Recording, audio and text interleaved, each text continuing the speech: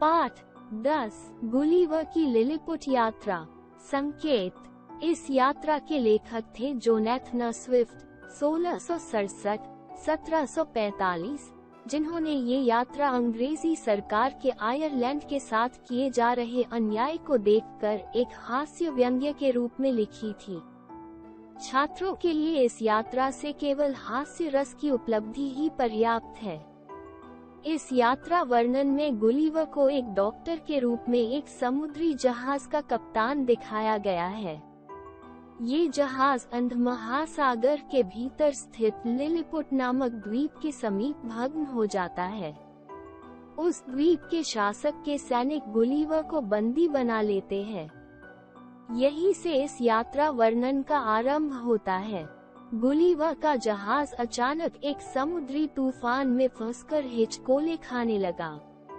ऐसा प्रतीत होता था कि सभी यात्री डूब जाएंगे, और हुआ भी यही, परंतु जहाज का कप्तान गुलिवर तैरकर लिलिपुट नामक द्वीप के तट पर पहुंच गया।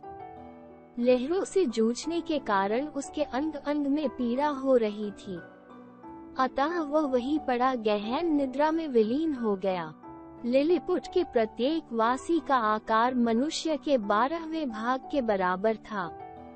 जब गुलिवर की नींद खुली तो उसने अपने आप को पतली पतली रस्सियों से कसकर जकड़ा हुआ पाया। यही नहीं, उसकी छाती पर उस द्वीप का एक सैनिक खड़ा था जिसकी ऊंचाई लगभग 15 सेंटीमीटर थी। देखते ही देखते 30-40 और सैनिक उसके शरीर पर चढ़ बैठे। उनके नेता के हाथ में एक संधानित धनुष बाण था। अचानक गुलिवर को एक छींक आई तो उसके ऊपर खड़े सभी व्यक्ति आसपास गिर पड़े तथा पतली पतली रस्सियां टूट गईं। गुलिवर उठकर बैठ गया, परंतु उस पर सलाइयों के आकार के बाणों की वर्षा होने लगी। गुलिवर पुनः लेट गया तथा उस पर हो रही बाण वर्षा भी रुक गई। गुलिवर को बहुत भूख लगी थी, परंतु द्वीप के ठिगनेवासी उसकी भाषा नहीं समझते थे, अतः उसने अपने हाथ के संकेत से उन्हें अपनी बात समझाई। वे छोटे छोटे टोकरे भरकर उसके लिए खाद्य पदार्थ ले आए। भोजन खाते ही गुलिवर पुनः गहरी नींद सो गया। सुबह गुलिवर को एक बहुत बड़ी गाड़ी पर लादकर राजमहल लाया गया।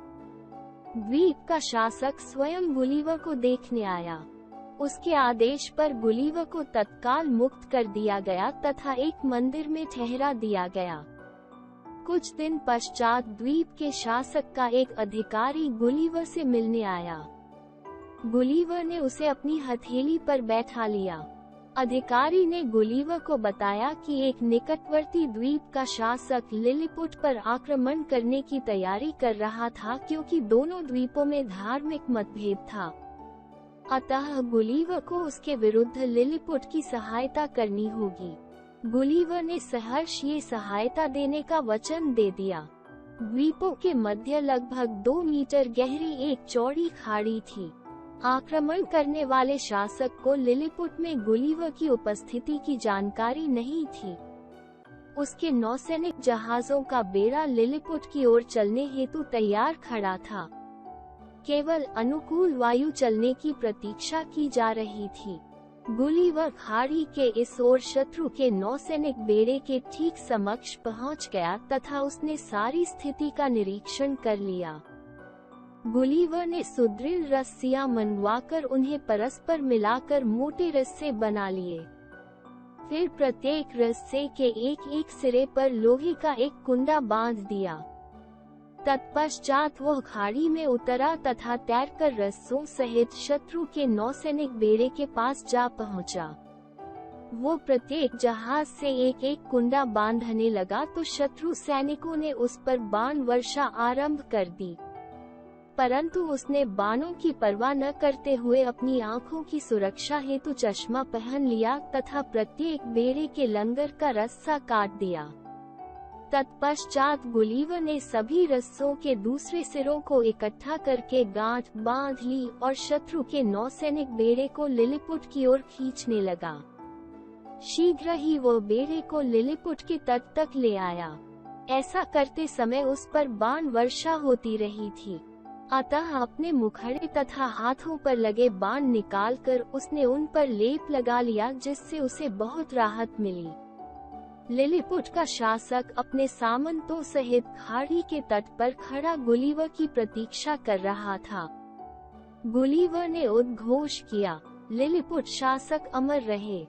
इस उद्घोष को सुनकर लिलीपुट का शासक तथा उसके सामंतों के हर्ष का ठिकाना न रहा। गुलिवर को राजकीय विधि से सम्मानित करके ग्रेट लॉर्ड की उपाधि से विभूषित किया गया। अब गुलिवर को घर की याद सताने लगी थी। उसकी पत्नी उसके लौटने की प्रतीक्षा कर रही थी।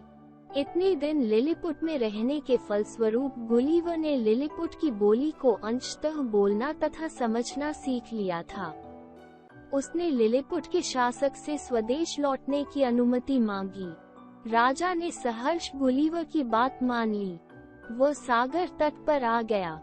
गुलिवर का अपना जहाज नष्ट हो चुका था। सौभाग्यवश उसे अपने देश का एक समुद्री जहाज दिखाई दिया। उसने अंग्रेजी भाषा में जहाज के कप्तान से बात की। कप्तान समझ गया कि गुलिवर एक अंग्रेज था, अतः उसे जहाज पर बैठा लिया। गुलिवर शीघ्र ही सुरक्षित लंदन पहुंच गया। ये थी गुलिवर की लिलीपुट यात्रा।